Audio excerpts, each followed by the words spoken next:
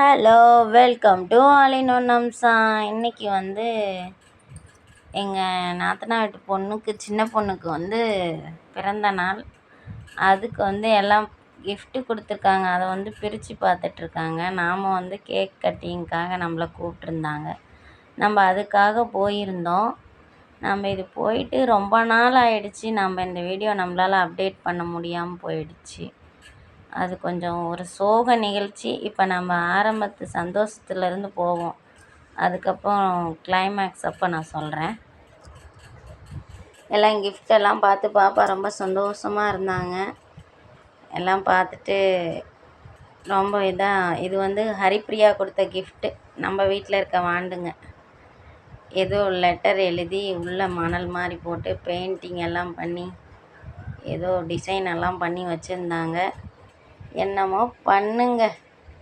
ஆக மொத்தம் எப்படியோ ஃபோன் அந்தாண்டி வீடியோ எடுக்கிறேன்ட்டு அதை இதையும் பண்ணிகிட்டே இருந்தாங்க. அதுக்கப்புறம் எல்லா கிஃப்டையும் கொஞ்சம் பிரித்து பார்த்துட்டு, இதில் என்னமோ எழுதியிருக்கு. நமக்கு தமிழே தகுடுபடி, இங்கிலீஷில் என்னமோ எழுதியிருக்கு. நம்மளுக்கு எப்படி தெரியும்? சரி விடுங்க, அவங்களுக்கு படித்து பார்த்து தெரிஞ்சுப்பாங்க. நம்ம நெக்ஸ்ட்டு வேறு என்ன கிஃப்ட்டு, ஏதோ மோதிரம். அதுக்கப்புறம் அந்த மோதிரத்தெல்லாம் பார்த்துட்டு இந்தாண்ட இருந்தாங்க. என்கிட்ட வேற காமிச்சாங்க. ரொம்ப நல்லா இருக்கே, க்யூட்டாக இருக்கே அப்படின்ட்டு. அதுக்கப்புறம் தான் நம்ம மொட்டை பாஸ் இருக்காரே, அதான் எங்கள் நாத்தனாவோட குட்டி பையன். இவர் பண்ணுவார் பாருங்க ராவடி. நம்மளால் முடியாது, சொல்லவே முடியாது. அந்தாண்டு ஓடுவார், இந்தாண்டு ஓடுவார். அந்தாண்டி ஓடிக்கிட்டே தான் இருப்பார். ஒரு இடத்த நிற்க மாட்டார். இவருக்கு புது ட்ரெஸ்ஸை போட்டுட்டோம் எப்படியோ கேக் கட்டிங்க்காக. அதுக்கப்புறம் நாங்கள் கேக் கட்டிங்க்காக என்னடா இந்தாண்ட பற்ற வச்சுட்டு கேக்கை பார்த்தோன்னே ஆஹா அப்படின்ட்டு கையில் வச்சு இது பண்ண பார்த்துட்டு இருந்தார். அதுக்கப்புறம் எங்கள் அண்ணன் மெழுகுவர்த்தி ஏற்றி பற்ற வச்சார். இவர் ஊதி அமுச்சுவிட்டார். பாருங்கள் எப்படி ஊதுறாருன்னு.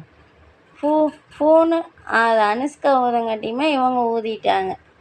அவங்க பேர் பெரிய பொண்ணு பேர் தர்ஷினி, சின்ன பொண்ணு பேர் அனுஷ்கா, கடைசி குட்டி பையன் பேர் சாய் சரண். பேர் பார்த்திங்களா? இப்போ தான் இவங்க கேக் கட்டிங்க்காக ஊத போகிறாங்க. ஊதிட்டு மெழுகுவர்த்தியெல்லாம் எடுத்துட்டு 3 பேரும் ஃபோட்டோவுக்கு வேறு போஸ் கொடுக்குறாங்க கேக் கட்டிங் பண்ணிக்கிட்டே. அதுக்கப்புறம் நம்ம சாய் சும்மா விடுவாரா? நானும் தான் அப்படின்ட்டு அவரும் நின்றுக்கிட்டு அப்படி பண்ணார். அதுக்கப்புறம் அவரையும் நிற்க வச்சு ஃபோட்டோ ஷூட் பண்ணிவிட்டு அப்புறம் கேக்கெல்லாம் எடுத்து கொஞ்சம் கொஞ்சமாக எல்லாத்துக்கும் ஊட்ட ஆரம்பிச்சிட்டாங்க. அவர் பேரண்ட்டுக்கு ஊட்டினார். அப்புறம் எங்கள் வீட்டுக்காரருக்கு ஊட்டினாங்க. எல்லாம் மேலெல்லாம் பூச ஆரம்பிச்சிட்டாங்க. எல்லாம் பூசிக்கிட்டு கேக்கெல்லாம் ஓட்டுறேன்ட்டு எல்லாம் ஆளுக்கு சாப்பிட ஆரம்பிச்சிட்டு அப்புறம் அண்ணன் எல்லாத்துக்கும் கேக் கட்டிங் பண்ணி கொடுத்துட்ருந்தார். அதுக்கப்புறம் எனக்கு ஊட்டினாங்க. நான் ஷூட் பண்ணேன், ஏன்னா அதான் பார்க்க முடியாதுல்ல. அதுக்கப்புறம் ஆளை விடுங்கடா சாமின்ட்டு இந்தாண்ட இவன் வீடியோவை மறைச்சிக்கிட்டான். யார்? நம்ம குட்டி பாஸ் தான், தனீஷ். அப்புறம் இவன் கேக் கட்டுன்னு இவர் தான் எங்கள் அண்ணனோட அப்பா, எங்களுக்கும் அப்பா தான். அவர் கேக்கெல்லாம் ஊட்டுறேன்ட்டு ரொம்ப இதாக இருக்குல்ல. நான் ஏன் ஒரு சோகன்னு சொன்னேன்னா, இவர் தான் இப்போது ரீசெண்டாக இறந்துட்டார். அதனால தான் என்னால் வீடியோ போட முடியல. நான் வீடியோ எடுக்கிறது எல்லாருமே ஏதாவது சொல்லுவாங்க, ஆனால் என்னோடய மெமரிக்காக நான் செய்கிறேன். மற்றபடி யாரோட இன்ட்ரெஷனுக்காகவும் நான் இதை எடுக்கிறதில்ல. வியூவர்ஸ் போகணும், எனக்கு அது வரணும், இது வரணும், ஃபாலோ வரணும் அப்படிங்கிறதுக்காக எடுக்கிறதில்ல. அப்புறம் எங்கள் மாமியாவுக்கும் கேக் ஊட்டினாங்க. ஊட்டிட்டு அதுக்கப்புறம் அந்த அம்மாவுக்கும் கேக் ஊட்டினாங்க.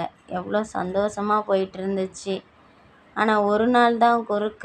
அதுக்கப்புறம் ஞாயிற்றுக்கிழமை இந்த மாதிரி ஒரு சோகம்.